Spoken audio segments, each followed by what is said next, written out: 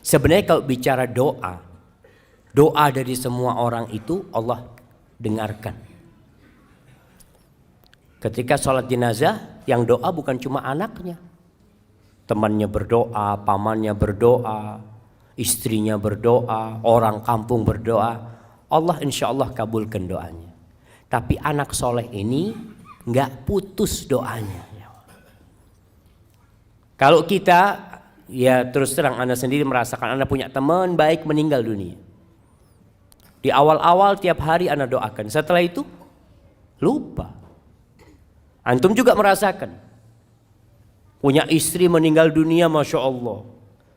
Pekan pertama doa terus, Allahumma gfir laha warhamha. Pekan ketiga kawin lagi. Selesai, kadang-kala lupa. Tapi kalau anak bagaimanapun insya Allah akan berdoa terus, dan itu bisa meringankan azab buat orang tuanya. Majelis bijak, meneduhkan hati, mencerahkan jiwa. Segala puji bagi Allah, Rabb, pemilik, pencipta, pengatur alam semesta ini. Indonesia hanya bagian kecil dari kerajaan Allah Azza wa Jalla. Bumi tempat kita berdiri di atasnya itu milik Allah Azza wa Jalla. Allah menciptakan bumi ini untuk satu tujuan. Tapi banyak manusia yang lupa dengan tujuan tersebut. Dia sibuk berlari. Dia sibuk berkejar-kejaran, mencari sesuatu yang kalau didapat dia tinggal. Wabihi nasta'in ala umurid dunya waddin. Dan dengannya kita minta pertolongan. Kepada Allah kita minta pertolongan dalam menghadapi urusan dunia kita dan urusan agama kita. Anda punya banyak masalah dalam kehidupan ini. Baik dalam urusan ibadah Anda. Dan Anda juga punya masalah dalam urusan dunia ini. Bersama rekan-rekan kita, teman-teman kita. Ada yang punya masalah sama atasannya, sama perusahaannya, urusan dunia. Kepada siapa kita meminta pertolongan? Kepada yang punya bumi ini, Allah Azza wa Jalla. Mau urusan itu besar, urusan itu kecil, hanya kepadanya kita minta pertolongan. Wassalatu wassalam ala sayyidil mursalin wa imamil muttaqin qaidil ghurril muhajjalin sayyidina wa maulana Muhammad wa ala alihi wa ashabihi ajma'in. Salawat dan salam semoga senantiasa tercurahkan untuk penghulunya para utusan Allah, untuk imamnya orang-orang yang bertakwa, untuk yang termulia di antara umat manusia yang kelak menjadi pemimpin di padang mahsyar untuk orang-orang yang beriman, baginda Nabi kita Muhammad sallallahu alaihi wasallam, yang hari ini hari Jumat jemaah, harinya bersolawat buat Nabi alaihi salatu wassalam. Sebelum matahari terbenam nanti, antum sekarang ini lagi ribut urusan apa? Urusan ngitung. Urusan ngitung. Orang sibuk ngurusin ngitung suara 01 berapa, suara 02 berapa, biar mereka menghitung. Antum juga perlu menghitung. Hari ini antum berapa kali bersolawat buat Nabi sallallahu alaihi wasallam. Jangan sibuk mengikutin perhitungan itu, antum lupa ngitung sesuatu yang antum perlu. Karena kalau sudah matahari terbenam masih waktunya solawat. Silahkan sampai kapanpun kita bersalawat kepada Nabi alaihi salatu wassalam, tapi kita kehilangan keutamaan hari Jumat yang merupakan sayyidul ayyam, khairu yaumin tala'at fihi syams. Sebaik-baiknya hari yang terbit matahari pada waktu itu yaumul Jumat, hari ini syama. Maka manfaatkan waktu yang ada untuk banyak bersalawat kepada Nabi alaihi salatu wassalam, kepada keluarga beliau, kepada istri-istri beliau, kepada putra-putri beliau, dan kepada para sahabat Nabi, yang terutama Abu Bakar Siddiq, Umar bin Khattab, Uthman bin Affan, dan Ali bin Abi Thalib radhiyallahu ta'ala anhum ajma'in. Amma ba'd. Jamaah rahimakumullah, apa tema kita hari ini? Bekal di alam kubur. Sebenarnya semua sudah tahu apa sih yang harus kita bawa ke kuburan. Ketika antum dikasih tahu oleh ayah antum, nak, besok kita mau berangkat. Kemana ayah? Kita mau camping. Semua anak bawa bekalnya masing-masing. Bapaknya ngasih tahu, tempat camping kita becek. Tempat camping kita banyak ularnya. Tempat camping kita di sebuah lembah yang terkadang bisa jadi ada hujan dan akan banjir, akan tenggelam tempat itu.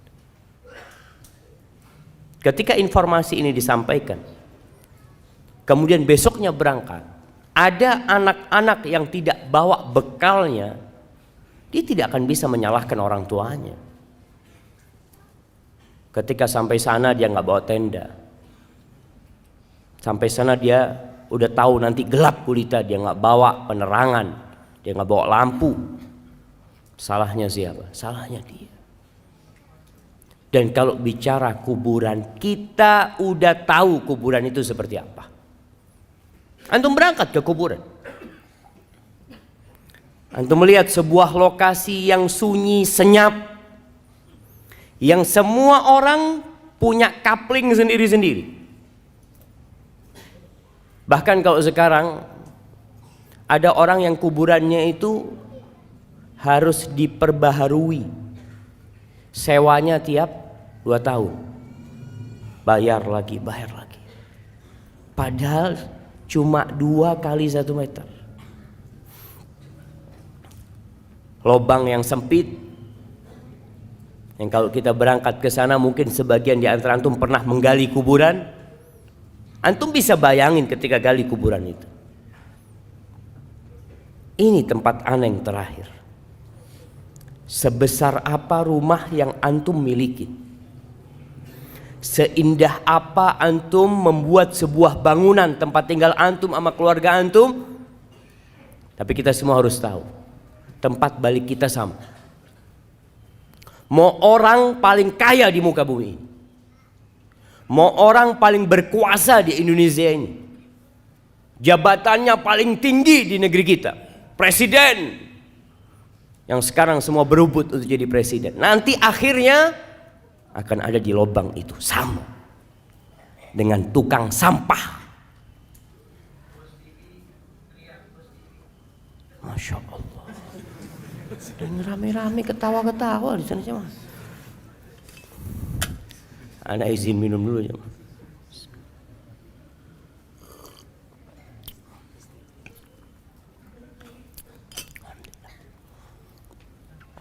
Orang yang paling kaya, yang naik Mercy, naik mobil paling mahal, nanti sama dengan orang paling miskin di muka. Dia akan ada di tanah sana. Itu kuburan. Nggak ada yang nemenin, sama. Orang kaya mati, akankah ada ajudan dia yang ikut tinggal di kuburan, yang mati umpamanya jenderal bintang 4, anak buahnya 3, ajudan. Ketika dikuburkan, adakah satu yang setia sama dia?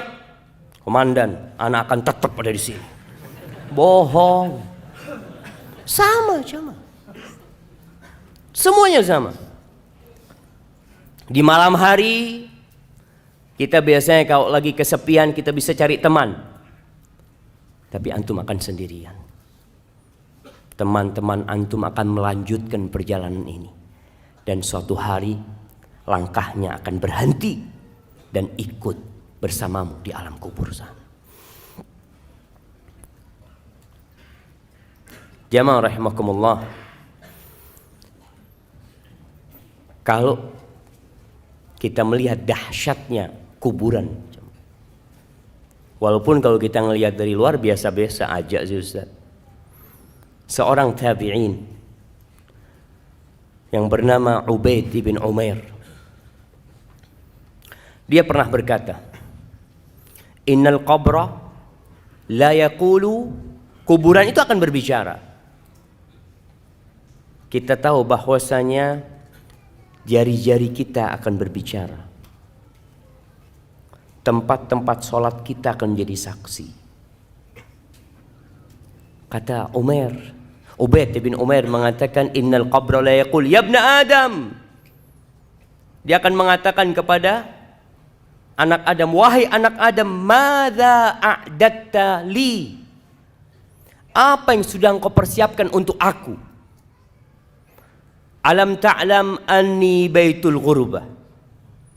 Apakah engkau enggak tahu aku ini rumah pengasingan?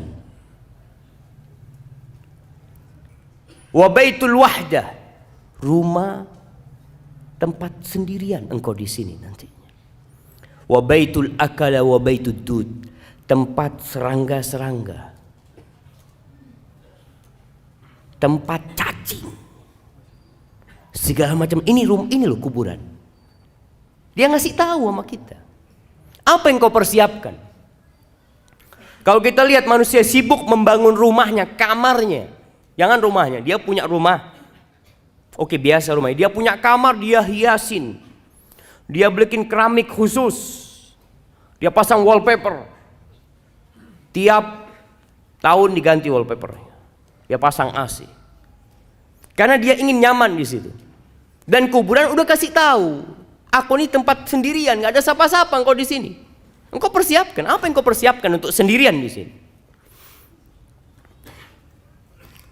An Abdullah bin Ubaid ibn Umair qal, ini anaknya Ubaid bin Umair mengatakan, balagani, telah sampai kepada aku, annal mayyit yuq'adu fi hufratihi, bahwa seorang mayit itu didudukkan di kuburannya dan dia mendengar suara orang-orang yang mengantarkan dia pulang.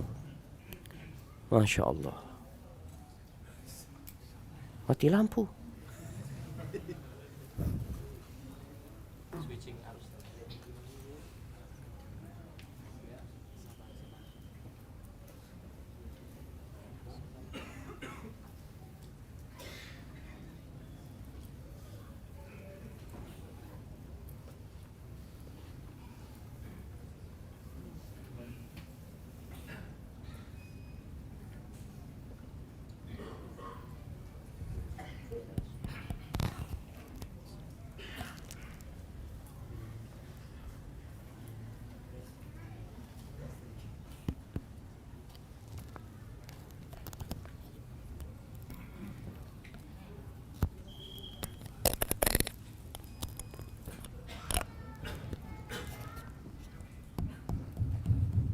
Masya Allah.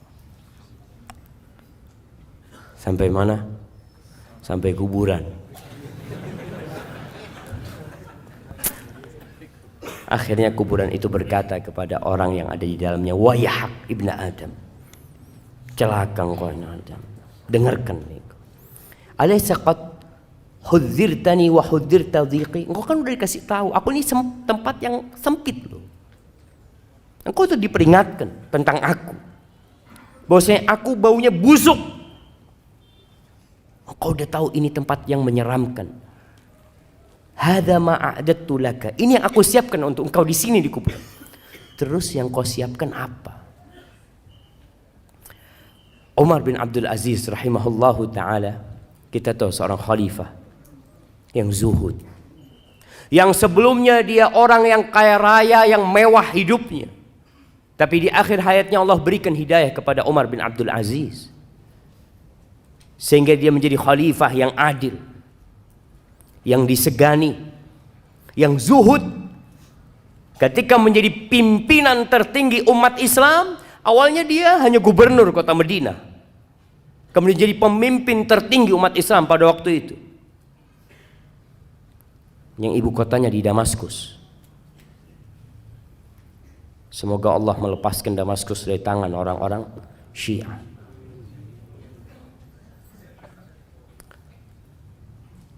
Ketika dia jadi khalifah, dia pernah berkata kepada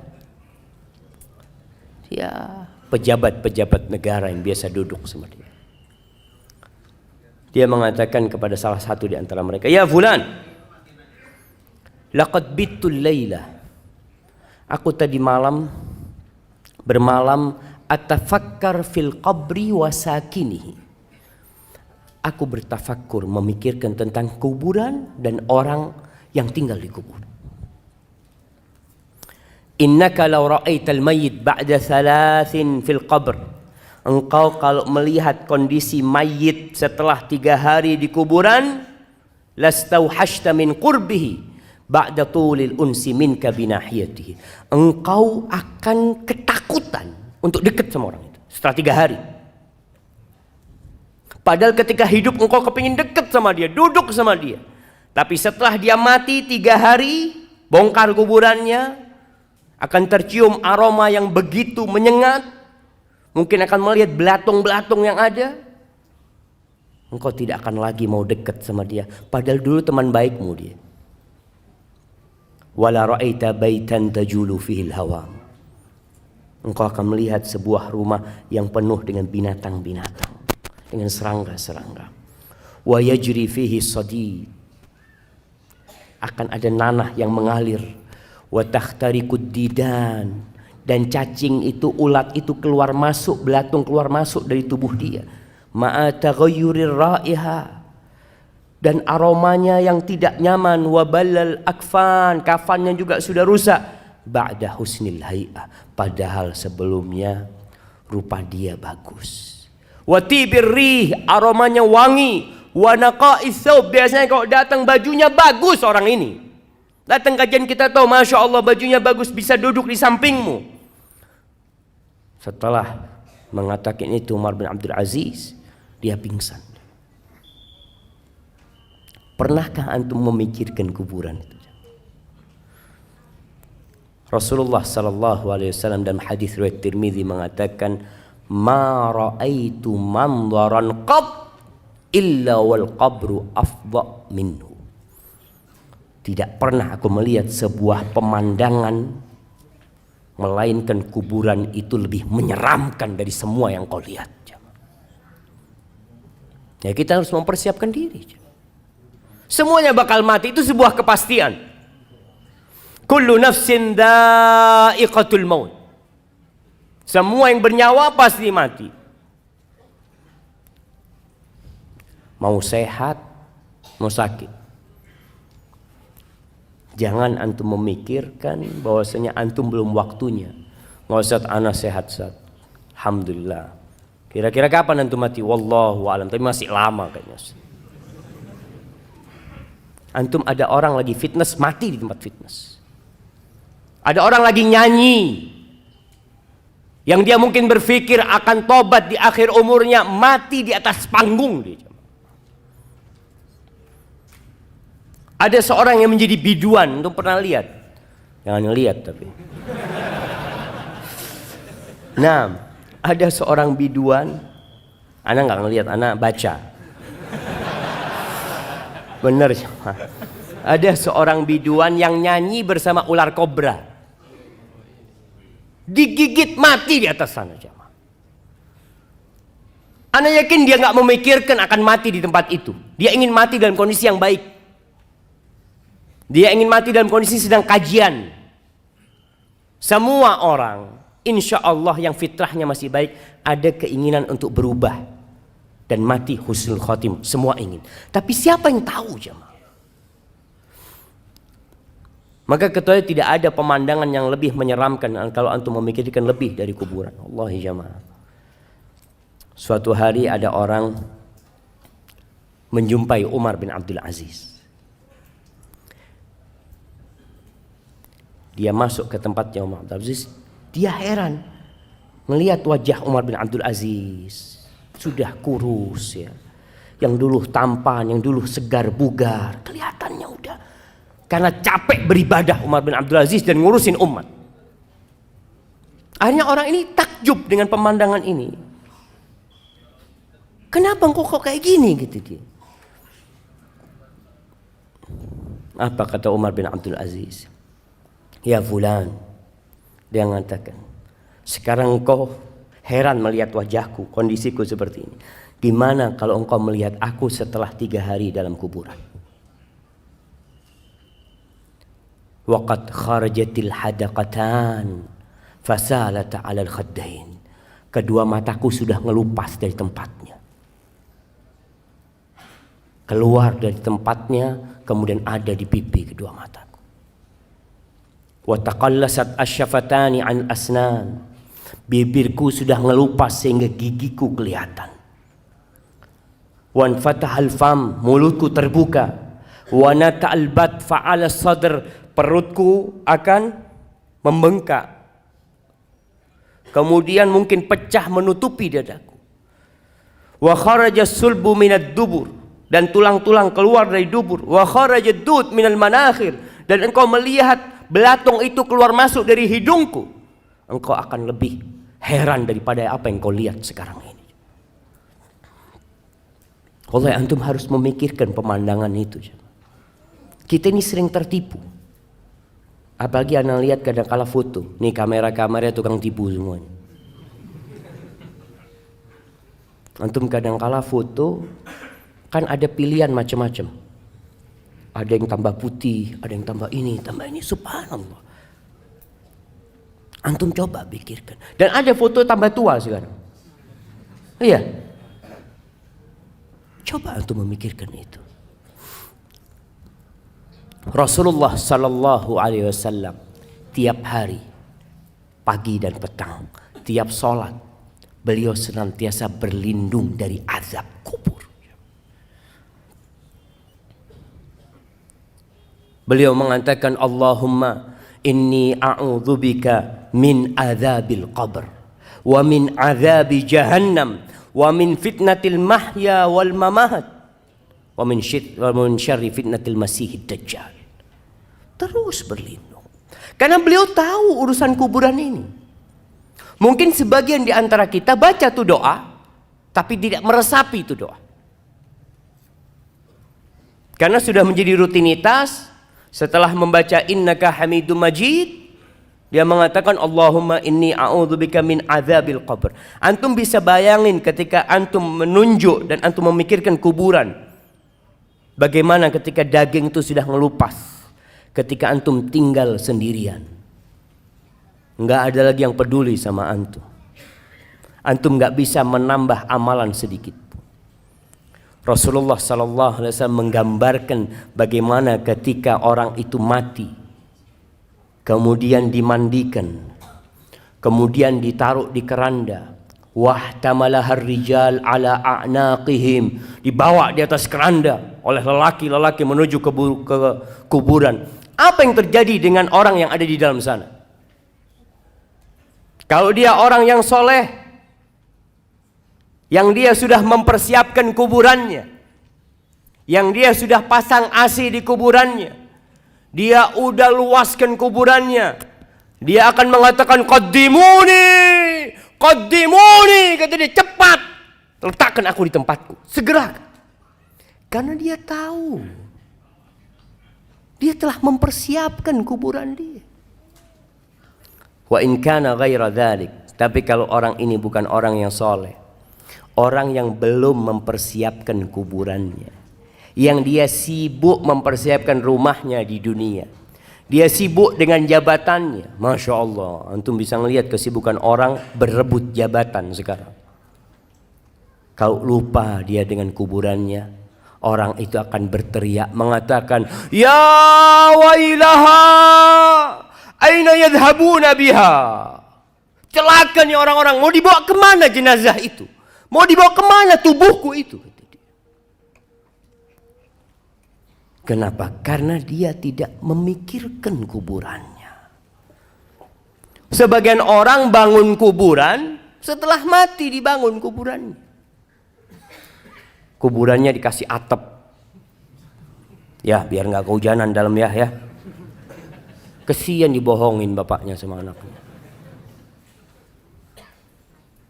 Dikasih ini, ayah, anak belikan marmer yang bagus. Apa gunanya buat ayahnya? Antum harus pikirkan, gimana ayahmu di dalam sana? Luas kuburannya. Oh, kalau gitu Ustaz, anak mau beli tanah 1 hektar lah buat kuburan ayah. Tetap kuburan ayah 1x2. Walaupun tanahnya 1 hektar. Tetap.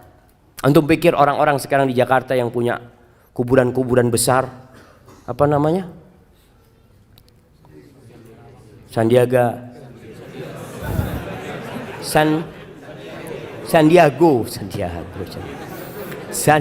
Hill.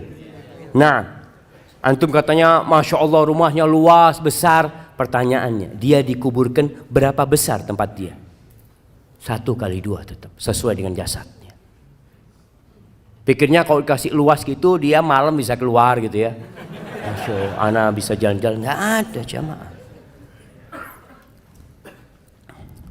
Manusia terlena jemaah. Allah menyebutkan hal itu.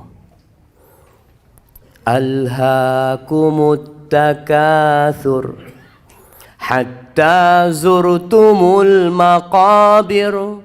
Kalla sawfa ta'lamun. Thumma kalla sawfa ta'lamun. Kalla law ta'lamuna ilmal yaqin la tarawunnal jahim. Thumma la tarawunnaha 'ainal yaqin. Thumma la tus'alunna yawma idzin 'anil na'im. Manusia ini terlena, lupa dengan masa yang akan datang. Dia sibuk dengan masa dia sekarang ini. Dia sakit ke dokter, hatinya sakit nggak diobatin. At-takatsur, banyak-banyakan harta.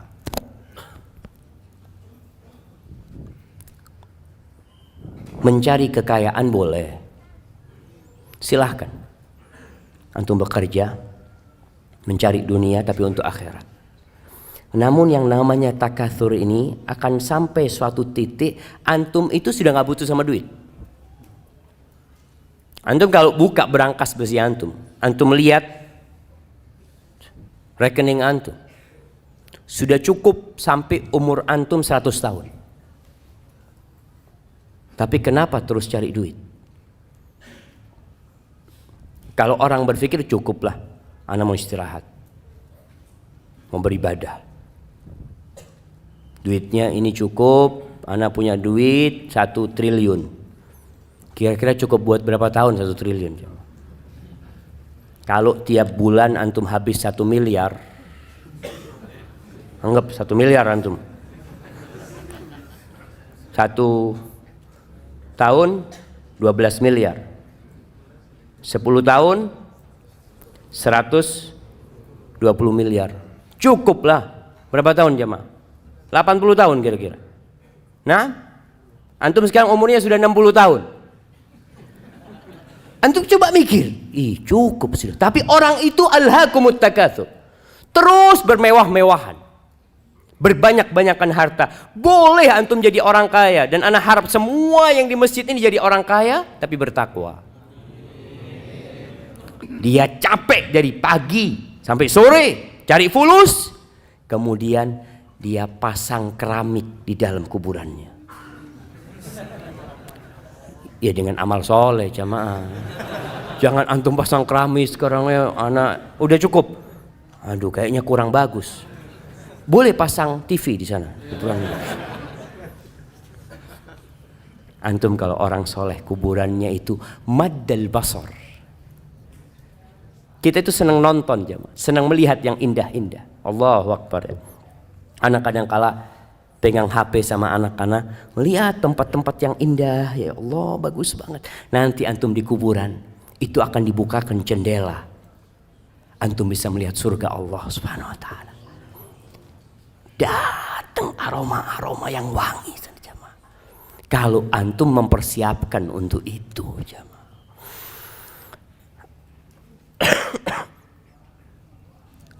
Yaqulu ibnu Adam, anak manusia ini berkata, mali, mali, mana hartaku, mana hartaku. Engkau tahu hartamu itu yang mana? Ma akalta, yang engkau makan kemudian jadi kotoran, itu hartamu. Wa ma labista fa ablait. Kalau bicara yang kita miliki itu yang kita pakai, kemudian dia jadi usang.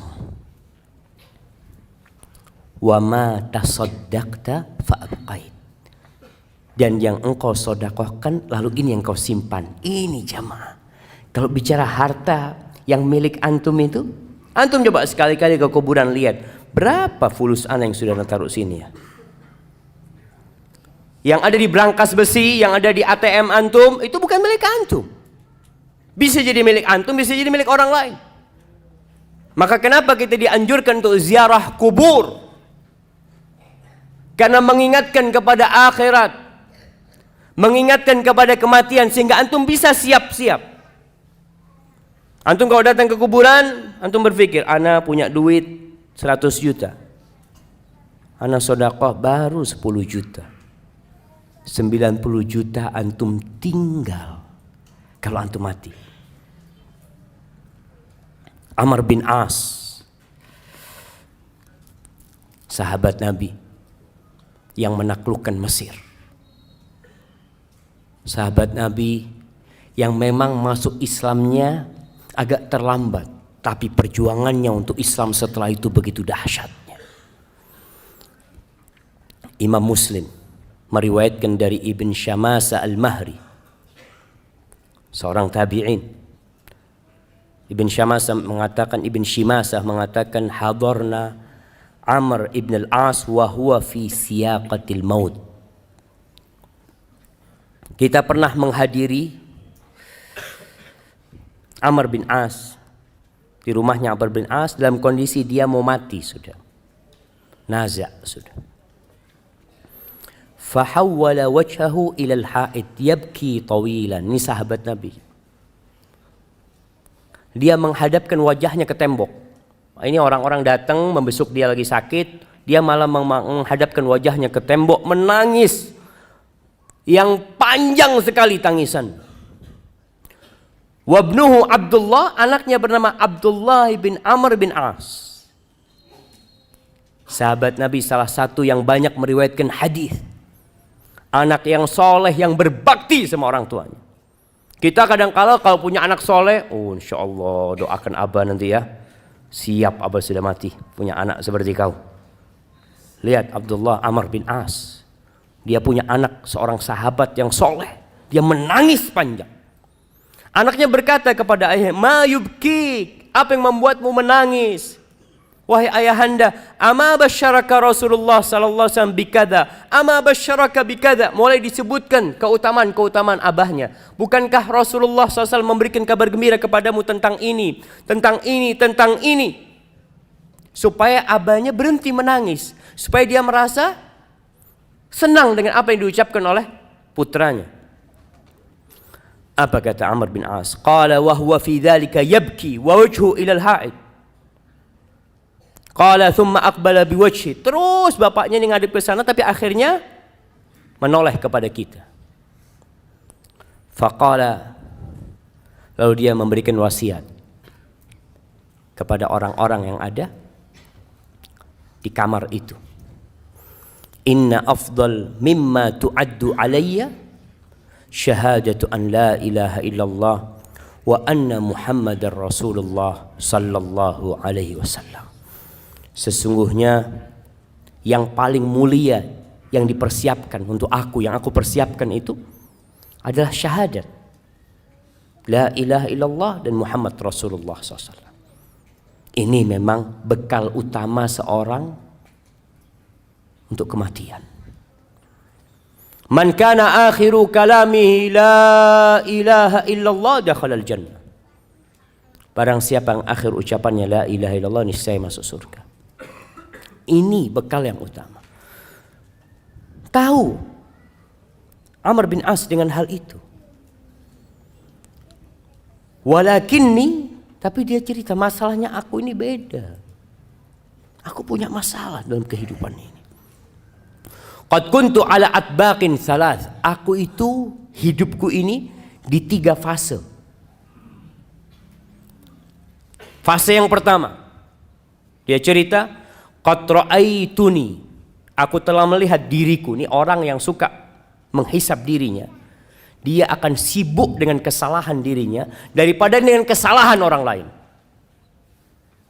Dia akan disibukkan dengan menambal kekurangan-kekurangan dirinya daripada dia menambal kekurangan orang lain. Amr bin As tahu dengan dirinya. Dia bercermin. Maka dia mengatakan, qad ra'aituni, aku telah melihat diriku, ma minan nasi min ahadin abghad ilayya min Rasulillah SAW. Di fase yang pertama itu, tidak ada satu manusia yang lebih aku benci daripada Rasulullah SAW. Bagaimana bencinya Amr bin As kepada Nabi SAW. Wala ahabbu ilayya min an astamkina minhu fa'aqtulahu. Dan bagaimana ambisiku pada waktu itu bisa membunuh Nabi SAW. Falau mitu ala tilka tabaqah lakuntu min ahlin nar. Andai kata aku mati dalam fase itu, niscaya aku jadi penghuni neraka, pasti sudah, kata dia. Kemudian di fase kedua, thumma ja'alallah al-islam fi qalbi. Kemudian Allah memberikan hidayah kepada aku, menjadikan Islam di hatiku. Lihat bahasanya, Amr bin As mengatakan, Allah yang bagi Islam sama aku. Jangan merasa antum telah berbuat baik sama Allah Azza wa Jalla. Jangan merasa seakan-akan, oh alhamdulillah ana ini gara-gara ana Ustaz, alhamdulillah masjid ini jadi bagus. Ana yang punya peran besar, masjid ini jadi ramai jamaahnya. Jangan bilang seperti itu. Katakan Allah Azza wa Jalla yang memberikan hidayah kepada orang-orang sehingga datang ke rumah Allah ini. Fa'ataitu Rasulullah SAW. Lalu aku mendatangi Rasulullah SAW. Liubayi'ahu, untuk berbaiat kepadanya. Dia berbaiat, menyatakan masuk Islam, mengucapkan janji setia kepada Nabi SAW. Faqultu ubsut yaminak ya Rasulullah. Ketika aku datang menyumpai Nabi SAW, aku mengatakan, ya Rasulullah, berikan tangan kananmu kepadaku. Fabasata yadahu. Nabi SAW memberikan tangannya kepada aku. Thumma inni qabattu yadi. Tapi ketika itu nggak jadi. Aku menarik tanganku. Nggak jadi bersalaman dengan Nabi SAW. Faqala malak ya Amr. Kenapa engkau? Kok engkau urungkan niatmu? Faqultu aradtu an ashtari. Aku mau kasih persyaratan. Ini orang mau masuk Islam mau kasih persyaratan. Subhanallah. Kenapa? Dia tahu siapa dirinya. Dia tahu kejahatan-kejahatan yang pernah dia lakukan. Maka Amr mengatakan, ditanya sama Nabi SAW, tashtaritu madza? Apa syaratmu? Kata Amr bin As, ashtaritu an yughfara li. Syaratnya diampuni dosa-dosaku. Syaratnya diampuni dosa-dosaku. Karena Amr bin As berpikir, kalau aku masuk Islam tapi dosaku yang masa lalu, yang aku ingin membunuh Nabi SAW tidak diampuni, apa gunanya aku masuk Islam? Maka ketika orang masuk Islam, hendaklah masuk Islam dengan berpikir tentang agama Allah ini. Jangan merasa sekali lagi berbuat baik kepada Islam. tapi Islam yang telah memberikan kebaikan kepada kita. Lalu Nabi SAW mengatakan kepada Amr,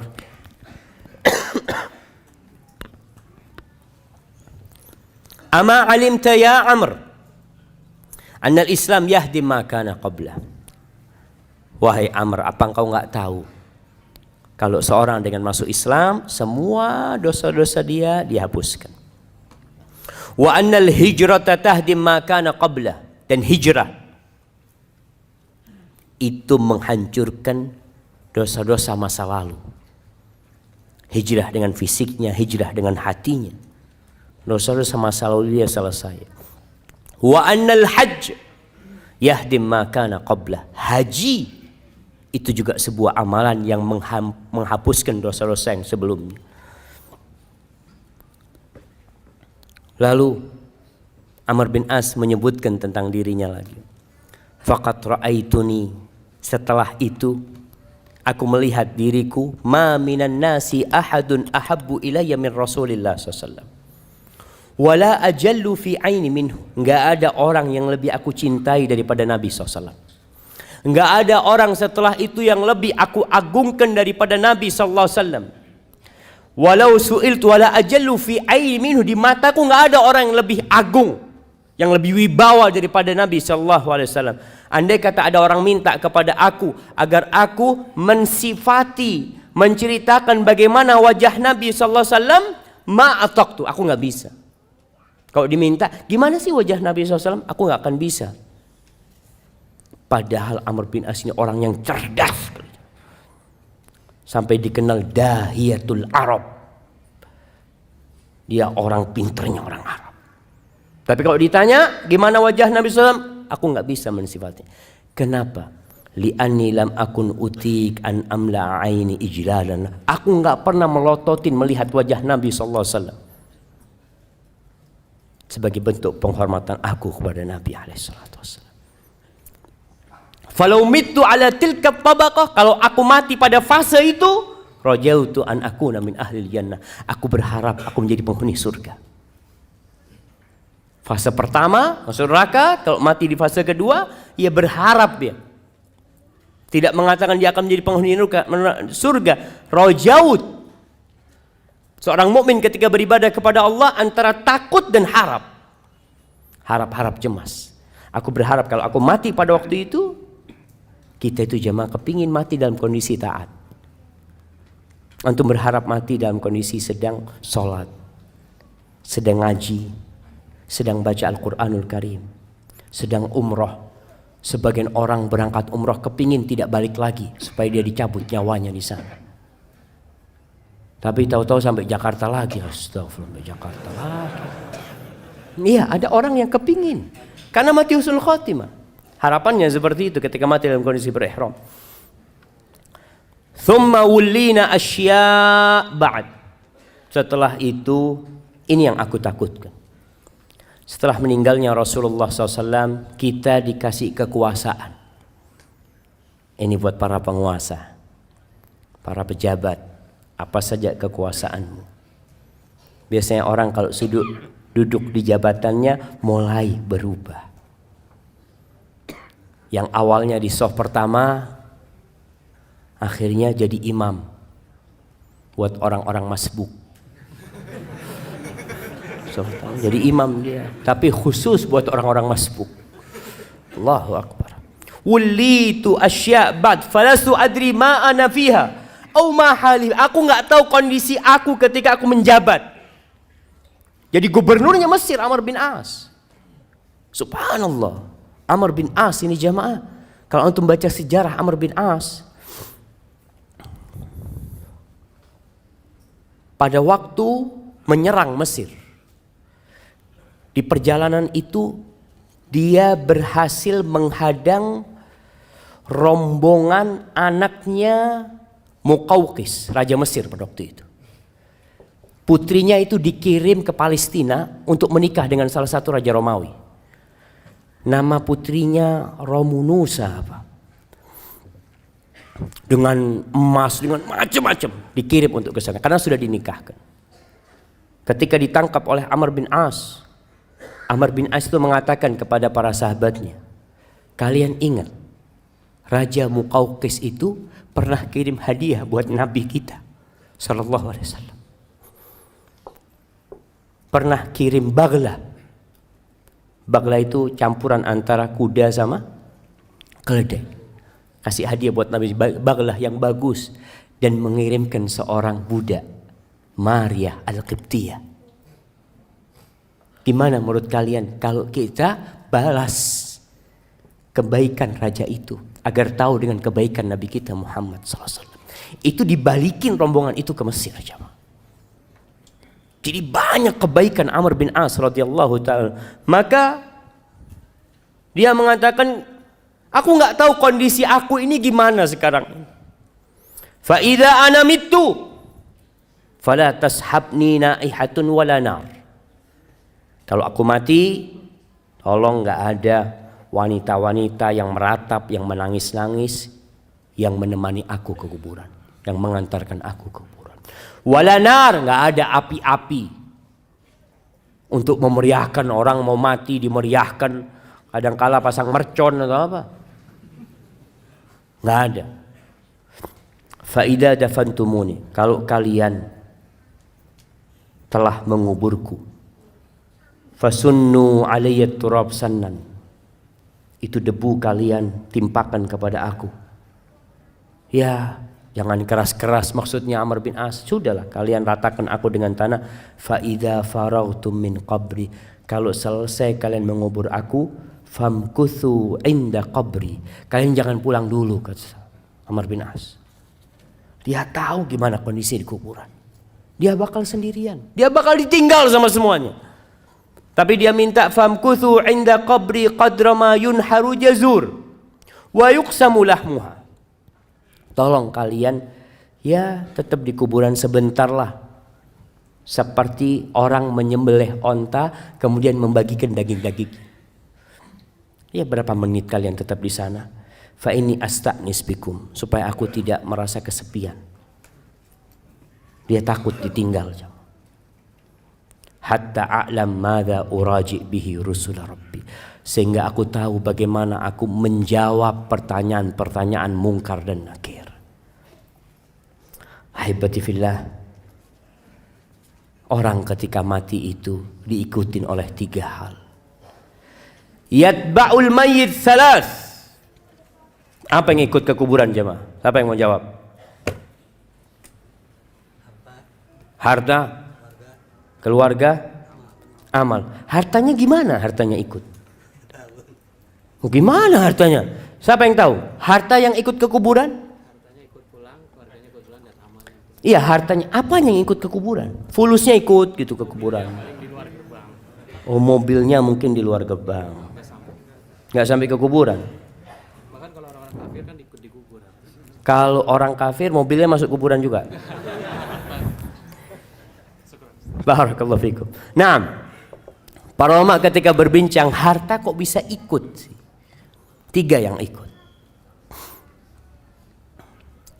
Yarji'u itsnan wa yabqa wahid. Yang 2 balik ke rumah, yang 1 tinggal sama antum. Yatba'uhu ahluhu. Keluarganya ikut. Jelas kalau keluarganya ikut. Ingat perempuan-perempuan, ana masih ngelihat di daerah Jabodetabek ini, kalau ngubur jenazah perempuan-perempuan itu ikut ke kuburan. Nggak usah lah. Antum anti bagi perempuan tinggal di rumah. Rasulullah SAW pernah melihat wanita-wanita di jalan ke kuburan. Ditanya sama Nabi SAW, kalian ikut memandikan jenazah? La. Kalian ikut mengangkat jenazah? La. Kalian ikut ngubur jenazah? La. Irji'na ma'zurat, kalian pulang bawa dosa. Ngapain kalian ke kuburan? Kalau ternyata kalian tidak ngapa-ngapain di sana, yang ada nangis-nangis ya di kuburan, akhirnya pingsan, orang nggak ngurusin jenazahnya, ngurusin istrinya ini. Apalagi kadangkala, subhanallah, perempuan ini jamaah. Semoga Allah memberikan hidayah kepada perempuan-perempuan dan kepada antum juga semua, pada kita semuanya. Anak kadangkala, Allahu a'lam, Allah yaghfir lana dzunuban. ngelihat perempuan di kuburan itu masih pakai lipstik. Astagfirullah. Mau ke kuburan pakai lipstik jemaah. Kadangkala maka keluarganya ikut, anaknya ikut, pamannya ikut, keponakannya ikut, masya Allah. Sebagian anak ya, nasihat anak buat anak yang tinggal di luar kota, kalau orang tuanya meninggal dunia, suruh kuburkan segera tanpa nunggu antum.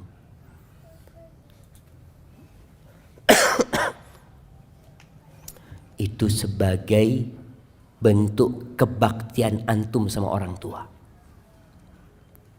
Antum kadang-kala mengatakan, enggak, anak ingin mengucapkan salam terakhir. Selesai, enggak ada salam terakhir, sudah mati. Seharusnya engkau dampingin orang tuamu sebelum mati. Jangan ketika dia mati disuruh nunggu anaknya 24 jam. Anaknya di luar pulau. Ditunggu padahal sudah meninggal, tempat dia bukan di muka bumi ini lagi. Selesai, katakan kuburkan orang tua anak. Engkau gimana? Nggak apa-apa, yang penting orang tua anak sampai ke tempatnya. Engkau datang, kemudian engkau datang ke kuburannya, boleh sholat jenazah di atas kuburan. Sholatin di atas kuburan. Nggak harus nunggu antum. Keluarganya ikut. Wa malu, hartanya ikut. Para ulama ketika berbincang tentang hartanya yang ikut ini, mengatakan ini dulu. Dulu itu ada budak. Budak itu harta. Di mana diperjualbelikan. Sehingga budak-budaknya pada ikut menguburkan. Tapi juga ada yang ke kuburan naik kendaraan mungkin. Ada yang dinaikkan kereta atau apa ke kuburan. Mungkin kalau sekarang pakai mobilnya ikut. Dan yang ketiga, bisa jadi dia diikutin sama hartanya karena dia orang kaya. Antum lihat kalau orang kaya mati, masya Allah, kuburannya itu rame, masjid rame. Sampai pernah ada seorang jemaah cerita temen nih, nggak tahu di Bekasi atau di mana. Dia cerita ada salah satu ikhwan meninggal dunia, disolatkan di sebuah masjid, rame yang nyolatin jemaah. Salah satu jamaah masjid tanya, ini orang kaya dari mana yang mati? Kenapa Pak? Katanya, iya berarti kan bisa ngasih amplop kepada semua yang sholat itu. Subhanallah. Nggak tahu itu di mana jamaah. Ada yang pernah sholat jenazah dapat amplop? Ada yang pernah? Angkat tangan. Mana jamaah? Dapat beras tuh. Masya Allah. Kasih kesini. Jadi ngambil berasnya di mana tuh?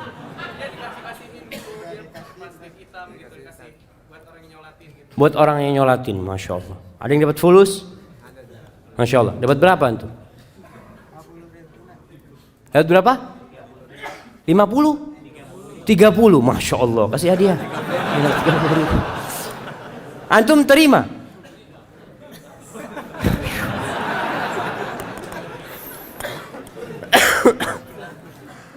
Iya, tadi ketika orang kaya raya banyak yang nyolatin karena dia orang terhormat di kampungnya, ikut.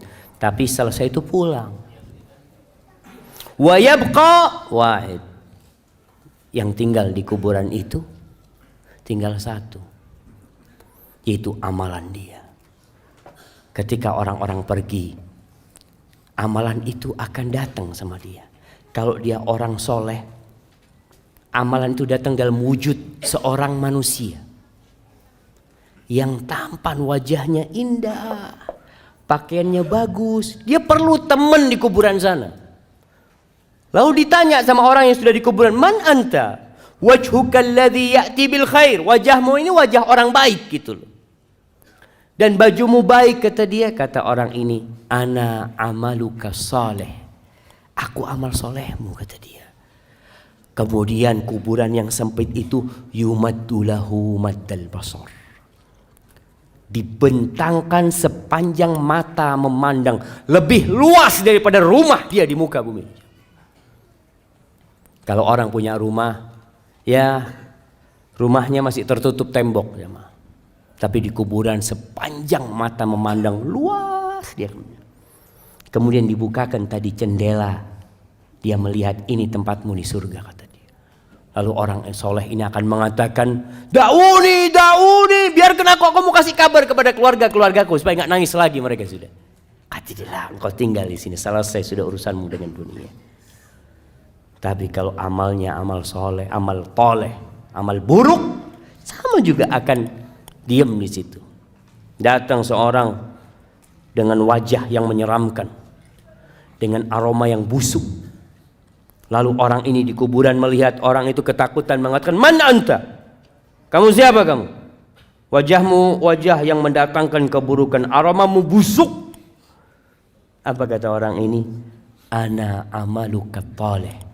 Aku amalanmu. Engkau dulu yang beramal aku seperti ini. Lalu kuburan itu disempitkan buat dia dan dibukakan jendela menuju ke neraka. Sehingga datang kepada dia panasnya neraka itu. Lalu orang ini mengatakan, Rabbi la tuqimis sa'a, ya Allah jangan didirikan kiamat ya Allah. Karena dia tahu kalau kiamat terjadi maka dia akan masuk ke sana. Ahibati fillah, apa yang perlu kita amalkan agar kuburan kita jadi raudhatun min riyadil jannah, dari taman-taman surga, menjadi sebuah taman yang indah. Selama kita hidup kita harus mempersiapkannya. Maka secara global semua amal soleh. Jadilah antum orang yang semangat mengamalkan semua amal kebajikan. La tahqiranna minal ma'rufi syai'an. Jangan pernah meremehkan amal soleh walaupun kecil menurut antum. Walau antalqa akhaka biwajhin taliq. Walaupun engkau hanya berjumpa dengan saudaramu dengan wajah yang berseri-seri. Ini buat teman-teman yang udah ngaji. Antum setelah ngaji itu seharusnya senyum antum lebih banyak kepada tetangga, kepada rekan-rekan antum, supaya masyarakat di kampung itu merasakan antum nih jadi baik sekarang setelah hijrah. Jangan cuma pasang jenggot terus matanya mulai melototin. Nah ini kayaknya masuk neraka. Antum jadi astagfirullah. Antum siapa antum? Maka tunjukkan kepada orang kalau antum orang yang penuh dosa, sehingga antum tawadhu, tidak melihat orang lain melainkan antum mengira orang itu lebih baik dari diri antum, sehingga antum akan berbuat baik sama orang lain. Senyum. Apa saja amal kebajikan. Lihat sampah antum buang, orang kampung jadi lihat antum ini, masya Allah, kalau fulan datang jalan itu bisa bersih. Bawa sapu nggak apa-apa, antum sapu. Ini satu amalan yang mungkin buat antum ringan. Ana masih ingat dengan sebuah cerita di Jogja sana jamaah. Seorang ustadz yang cerita. Ada seorang wanita tua, habis asar itu dia ke musola dekat rumahnya. Di depan musola itu ada pohon mangga atau pohon apalah. Lupa waktu itu satu cerita. Jadi perempuan tua ini datang membawa tongkat yang ujungnya ada pakunya. Dia itu datang ke musola, di halaman musola, dia tusukin itu daun mangga itu, daun apa lupa. Ditusukin satu persatu, lalu dibuang ke sampah sampai bersih. Remaja masjid bingung sama wanita tua ini. Kenapa wanita tua ini kok nggak bawa sapu aja ya? Disapu kan lebih cepat. Akhirnya suatu hari sebelum perempuan itu datang, sama remaja masjid disapu itu daun. Bersih pelataran masjid ini. Wanita tua itu datang, menangis dia jamaah. Menangis orang itu. Bingung akhirnya remaja masjid, kenapa ya Allah, apa yang sudah kita lakukan? Ibu-ibu kan seharusnya gembira gitu loh, nggak capek-capek lagi nyapuin gitu kan. Seharusnya jazakallah khair, udah selesai, makasih banyak. Apa kata ibu tua ini? Ana itu dengan setiap daun yang ana ambil itu, ana bersolawat buat Nabi SAW. Mungkin orang nggak tahu jamaah, tapi Allah tahu dengan amalan antum. Kita perlu punya amalan yang tersembunyi, yang tidak ada manusia yang tahu. Yang mudah-mudahan itu yang menjadi penerang kuburan kita. Di antara amalan yang bisa membuat kuburan kita penuh dengan keindahan, disebutkan dalam hadis riwayat Muslim dari Salman Al-Farisi bahwa Rasul sallallahu alaihi wasallam mengatakan ribatu yaumin wa lailatin khairun min siyami syahrin wa qiyami. Seorang yang berjihad di jalan Allah, yang menjaga perbatasan-perbatasan negeri Islam, dia berjaga-jaga di sana, itu lebih baik daripada dia puasa sebulan penuh, qiyamul lail sebulan penuh. Wa in mata ujriya alaihi amaluhu alladhi kana ya'mal. Kalau dia mati dalam kondisi seperti itu, amalan itu akan terus dikirimkan kepada dia pahalanya. Wa ujriya alaihi rizku. Rizkinya akan disampaikan kepada dia. Wa aminal fattan. Dan dia akan selamat dari fitnah kubur nanti. Kemudian termasuk yang menyelamatkan dari azab kubur adalah orang yang mati syahid, di mana dia tidak akan difitnah di kubur. Cukup pedang-pedang yang terhunus yang mungkin menyebabkan dia takut dan kaget, itu menjadi fitnah dia di dunia, sehingga di kuburan dia akan diselamatkan. Kemudian membaca sebuah surat yang terdiri dari 30 ayat. Masya Allah. Al-Mulk, Masya Allah, kirimkan ke sana. Kata Nabi SAW, 30 ayat tashfa' li sahibiha hatta ghufira lahu. Ada 30 ayat yang akan memberikan syafaat kepada orang tersebut sehingga orang itu diampuni dosa-dosanya, yaitu suratul Mulk. Dianjurkan dibaca tiap malam. Antum baca suratul Mulk. Ada orang baca surat supaya kaya. Ini supaya anak dapat fulus banyak ini. Ingat, orang yang beramal untuk dunia Allah kasih. Allah kasih. Antum sodakoh untuk sembuh, Allah sembuhkan antum. Boleh, silakan. Tapi jangan cuma minta dunia. Mintalah akhirat, jamaah. Antum baca Quran, yakini dengan setiap huruf itu 10 kebaikan.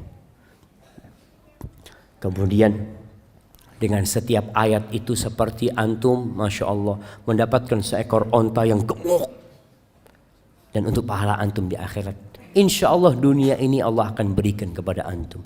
Tapi kalau antum minta dunia, ya sudah dikasih urusan dunia, akhirat nggak dapat apa-apa. Karena antum memang hanya meminta dunia. Maka berusaha untuk memperbanyak amal soleh. Ziarah kubur.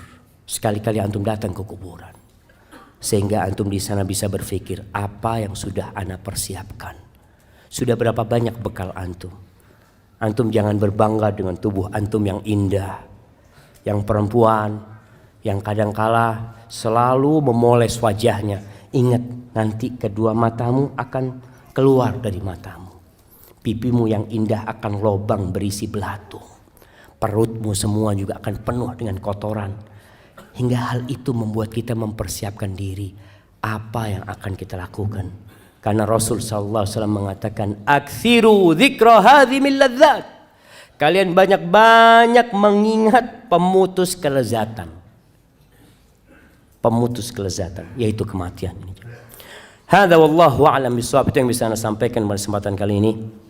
Semoga mendorong kita di bulan Sya'ban ini untuk banyak-banyak beramal soleh, untuk bertobat kepada Allah atas dosa-dosa yang kita lakukan. Baik. Namanya ada pertanyaan yang sudah dijawab dalam penjelasan tadi.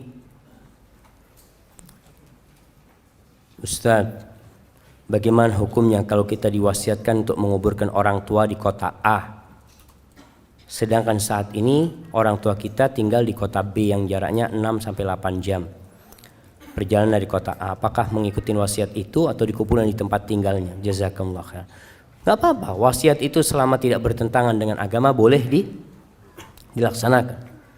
Kalau ada orang meninggal dunia di Jakarta umpamanya, dia wasiat, tolong ana dimakamkan di Mekah umpamanya.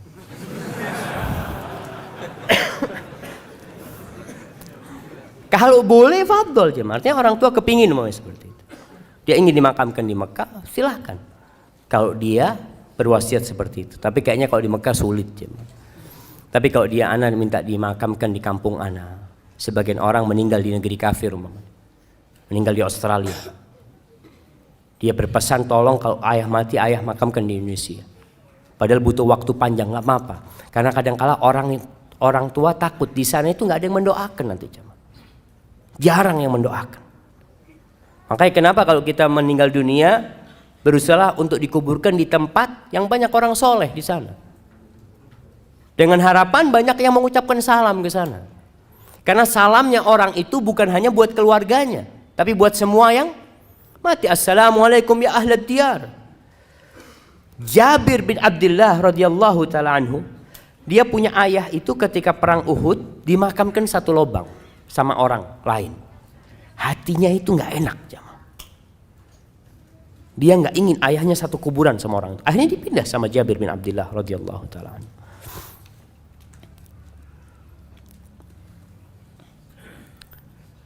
Allahu akbar.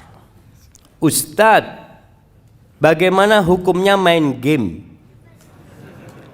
Tapi aktor gamenya perempuan yang pakai bajunya tank top. Apa boleh Ustadz? Astagfirullah. Masa perlu ditanyakan apa boleh jemaah? Enggak boleh lah. Astagfirullah. Main game aja jemaah. Ini termasuk yang melalaikan. Termasuk yang melalaikan jemaah. Antum bisa bayangin kalau orang Indonesia main game, tutup Indonesia ini jemaah. Nah, dapat apa dia main game? Sehat Ustadz, alhamdulillah Ustadz. Anak periksa ke dokter itu jempol anak sehat. Jempolnya doang yang sehat itu. Nah, wallahi bahaya game ini jemaah. Seharusnya dihilangkan game itu jemaah. Rabi ibn Khusaim pernah anaknya minta izin sama putrinya, mengatakan, ayah aku mau main. Ngomong sama ayahnya, anakku ngomong yang baik lah, jangan ngomong mau main. Akhirnya kata ibunya, kau ngomong sama bapak aku mau ngobrol sama teman-teman. Ya silahkan kata dia. Kenapa kalau dia nggak ngomong, tidak mau dengan kata-kata main, dia mengatakan permainan itu selalu dicela sama Allah Subhanahu wa taala. Kita itu harus serius menghadapi kehidupan ini. Tidak bermain-main jemaah. Orang subhanallah kerjanya main, game ini main terus. Tinggalkan game. Nasihat anak, tinggalkan game. Sudah bukan waktunya, antum harus serius. Antum kepingin perang, daftar jadi tentara. Ini kan game perang-perangan, tembak-tembakan ya apa? Daftar Pak, saya jadi sukarelawan. Kapan butuh perang kirim anak. Gak apa-apa anak mati, anak kepingin mati. Daripada antum main game yang gak ada gunanya. Gunanya gak ada. Waduh Ustaz dapat fulus. Fulusnya dimurkain sama Allah SWT. Orang mikir bagaimana main game. Astagfirullah. Alhamdulillah anak gak suka main game. Alhamdulillah. Ada orang yang memang itu ujian dan cobaan buat dia jemaah. Ada perempuan suka main game. Akhirnya sampai sama suaminya main game bareng. Astagfirullah. Di rumah ana banyak sekali semut, kecoa dan kelabang. Sudah beberapa kali ana usir. Masya Allah, gimana untuk ngusirnya? Dengan dibersihkan, disapu, dipel. Masih saja Ustaz. Lalu sekarang ana semprot pakai baygon. Ana lihat sedih sekali matinya mereka. Berdosa ke ana Ustaz. Ingat semut itu termasuk binatang yang tidak boleh dibunuh. Ketika mengganggu boleh dibunuh. Tapi selama tidak mengganggu, antum melihat ada semut lewat ya, ngapain ini? Ambil baygon antum, bunuh dia. Antum biar dia mau lewat, mau main kemana gitu, seperti itu.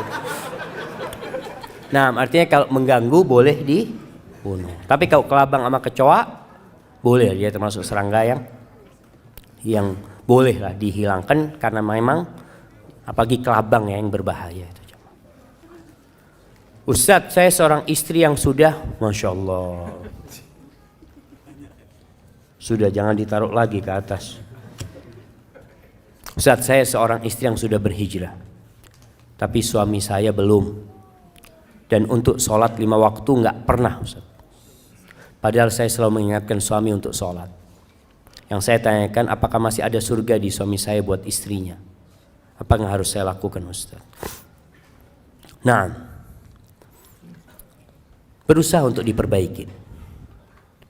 Karena kondisinya anti memang menikah sama dia dulu bukan melihat kepada agamanya.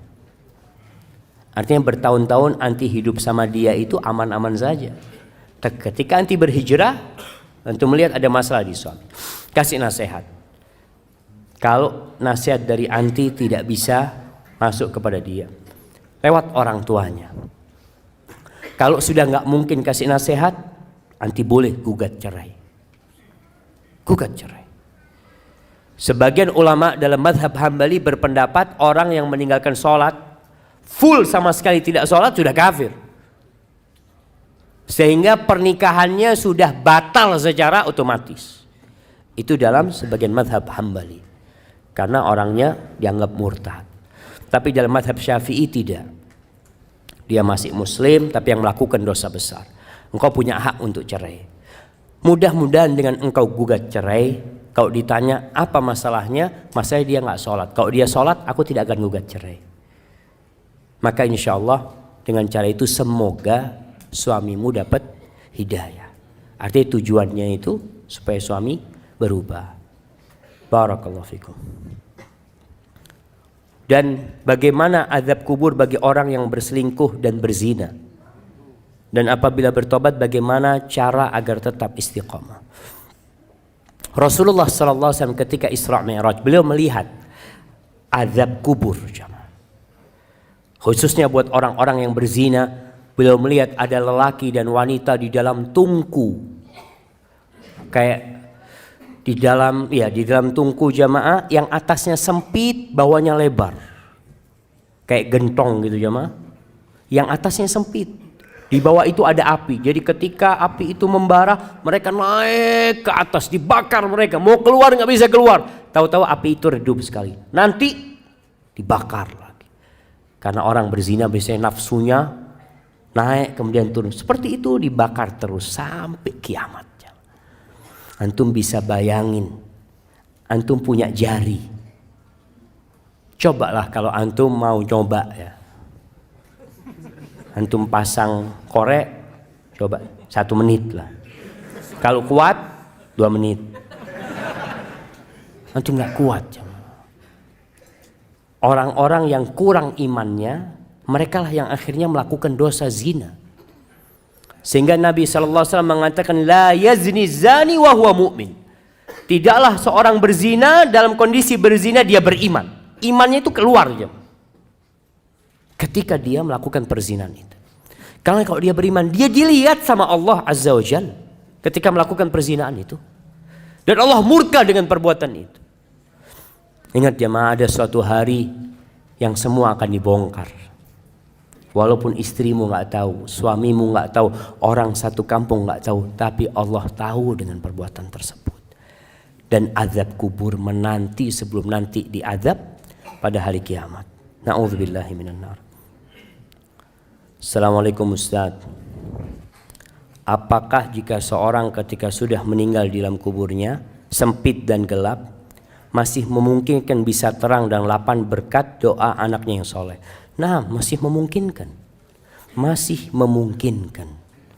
Artinya seorang yang meninggal dunia memang amalannya putus kecuali 3. Yang pertama, ilmu yang bermanfaat. Nah, idza mata ibnu Adam itu hadisnya, ilmu yang bermanfaat, ilmun yuntafa'u bihi. Maka berusahalah antum punya ilmu yang bermanfaat. Apa contohnya? Ngajar ngaji antum. Artinya antum yang bisa ngaji berangkat ke masjid, saya mau ngajar ngaji, nggak apa-apa sudah. Orang-orang tua mau belajar sama saya saya mau ngajar ngaji. Atau ilmu umum yang bermanfaat, yang orang itu dapat manfaat dari ilmu tersebut. Silahkan antum ajarkan. Yang kedua, sedekah jariyah. Sedekah jariyah. Sedekah yang terus berlanjut jamaah. Bangun masjid, gali sumur buat orang. Antum menyekolahkan orang, masukkan pesantren, ana biayain. Dia berilmu, belajar dengan uang antum, insya Allah antum dapat pahala ketika dia ngajarkan ilmu tadi, karena antum sudah memberikan biaya kepada mereka. Jadi sedekah jariyah. Yang ketiga, awaladin salihin yad'ulahu. Anak soleh yang mendoakan. Sebenarnya kalau bicara doa, doa dari semua orang itu Allah dengarkan. Ketika sholat jenazah, yang doa bukan cuma anaknya, temannya berdoa, pamannya berdoa, istrinya berdoa, orang kampung berdoa. Allah insya Allah kabulkan doanya. Tapi anak soleh ini nggak putus doanya. Kalau kita, ya terus terang anda sendiri merasakan anda punya teman baik meninggal dunia. Di awal-awal tiap hari anda doakan, setelah itu lupa. Antum juga merasakan punya istri meninggal dunia, masya Allah. Pekan pertama doa terus, Allahumma gfir laha warhamha. Pekan ketiga kawin lagi antum. Selesai, kadang-kala lupa. Tapi kalau anak bagaimanapun insya Allah akan berdoa terus, dan itu bisa meringankan azab buat orang tuanya.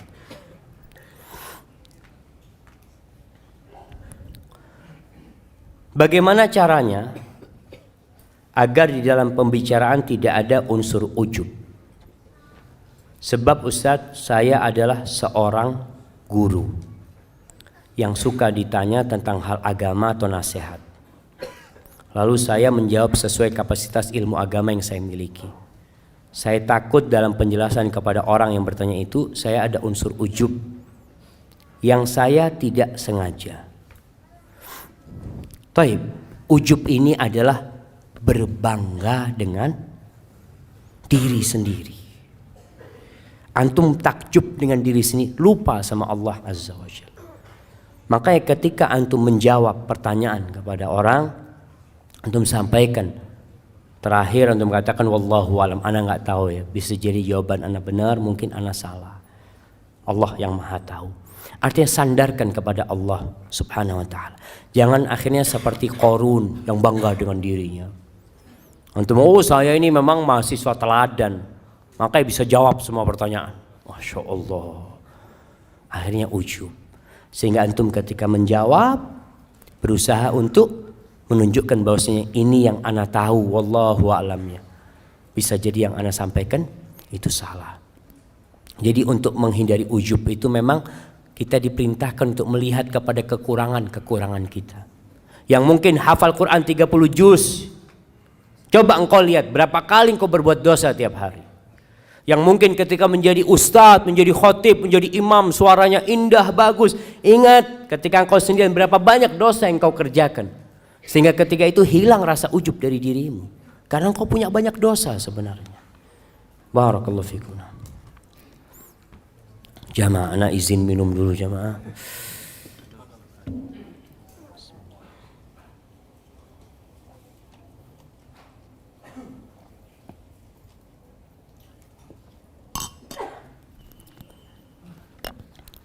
Assalamualaikum. Alhamdulillah. Qadarullah. Ibu ana sudah tidak bersama kami 7 tahun yang lalu karena sakit diabetes dan sudah komplikasi. Alhamdulillah semasa hidupnya rajin ibadah dan baik kepada siapa saja, namun belum kenal sunnah. Bapak ana bercerita sebelum meninggal ibu ana merasa kesakitan kakinya dan mengucapkan istighfar, lalu minta dipijat oleh bapak ana. Setelah itu tiba-tiba ibu ana tidak sadarkan diri, langsung meninggal di hadapan bapak ana. Bapak ana kaget, lalu refleks memeluk ibu ana dan mencium aroma wangi keluar dari telinganya. Apakah aroma tersebut adalah ruh ibu ana yang keluar dari jasadnya? Mengapa tercium aroma wangi dari telinganya? Apakah meninggalnya ibu ana termasuk husnul khotimah?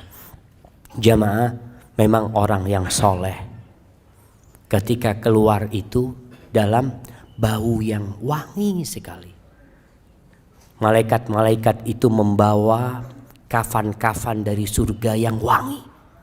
Ruh itu keluar, ditangkap oleh malaikat, dibawa ke langit. Setiap lewat itu mereka mengatakan, siapa ini? Wangi banget aromanya. Kemudian dikembalikan ke bumi. Jadi wallahu a'lamnya, berkaitan dengan ruh ini, orang-orang ketika bertanya tentang ruh kepada Nabi SAW, Allah mengatakan qulir ruh min amri rabbi. Ruh itu urusan Rabbku. Jadi mungkin ada kejadian-kejadian di dunia ini, orang yang melihat azab kubur ditampakkan, atau dia melihat nikmat kubur, mungkin dia melihat. Tapi wallahu a'lam bishawab, kita tidak bisa memastikan hal itu. Kadangkala ada orang kafir, kalau antum lihat ya di film-film dulu itu, kafir tersenyum matinya, tapi wallahu a'lam, kita nggak tahu. Maka kita serahkan kepada Allah Azza wa Jal. Kalau tadi abah antum mencium aroma wangi dari telinga ibu antum, semoga ibu antum husnul khatimah ya. Karena sebagaimana antum sebutkan tadi, dia termasuk orang yang baik. Hadza wallahu a'lam bishawab. Ustaz, bagaimana cara menghilangkan, mengurangi ngambek, kesal pada suami? Saat teringat akhirat dan alam kubur, ana takut jadi istri yang tidak taat. Na'udzubillah. Tapi ana suka kesel dan ngambek bila ada yang kurang berkenan. Bagaimana cara menguranginya? Nabi SAW sudah memberikan tips kepada kita, yaitu melihat kepada kelebihannya, melihat kepada kebaikannya. Kalau anti melihat kepada kekurangannya, semua punya kekurangan. Sebagian wanita mengatakan, aduh anak kepingin menikah sama fulan baik, menikah sama fulan. Dia tahu ternyata suaminya punya banyak kekurangan. Solusinya anti melihat kepada kebaikan dia. Kekurangan samalah anti punya kekurangan. Suamimu bukan malaikat dan engkau bukan bidadari. Dan lihatlah kepada kekurangan dirimu. Masya Allah. Kayaknya udah suruh berhenti anaknya saya.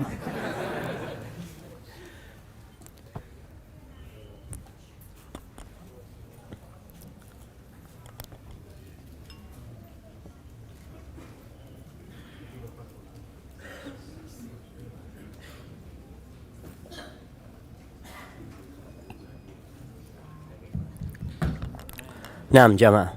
Mati lagi jamaah.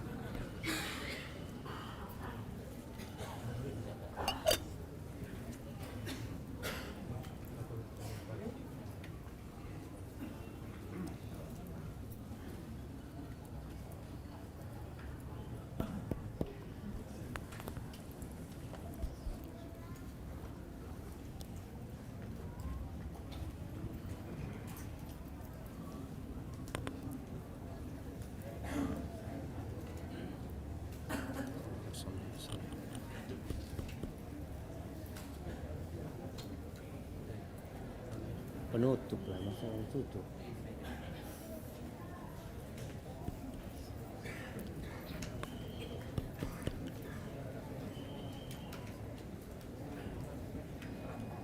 Masya Allah.